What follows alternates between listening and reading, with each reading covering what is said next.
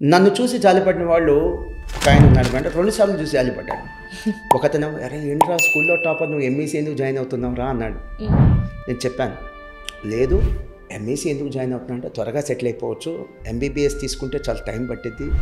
రెండోది మనం టాప్కి వెళ్ళాలి అంటే కాంపిటీషన్ తక్కువ ఉన్న ఏరియాకి వెళ్ళాలి.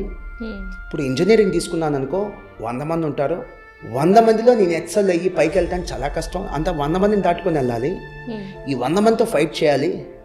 అదే నేను సిఏ తీసుకుంటే 20 మందే ఉంటారు, ఎక్కువ మంది జాయిన్ అవ్వరది, కాంపిటీషన్ తక్కువ మంది, నేను టాప్కి వెళ్ళాలంటే 20 మందితో పోటీ పడితే చాలు అంతే అని నేను ఆయనకి చెప్పాను. అయినా పాప ఆయన చూసి జాలిపడ్డాడు, నువ్వేంట్రా కామర్స్ తీసుకుంటున్నావు అని.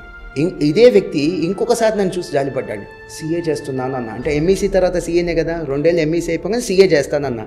అరే అది 26 గంటలు చదవాలంటే కదరా రోజు అన్నాడు.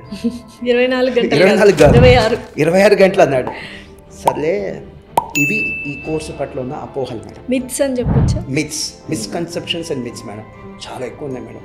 నిజాల కంటే అపోహలు ఎక్కువ ఈ కోర్స్ గురించి ప్రచారంలో ఉంది మేడం. నిజంగానే టఫెస్ట్ కోర్స్ కాదంటారా? డెఫినెట్లీ టఫే మేడం, డెఫినెట్లీ టఫే. ఇది ఈజీ అని నేను చెప్పను, చెప్పిన అబద్ధం నమ్మద్దు.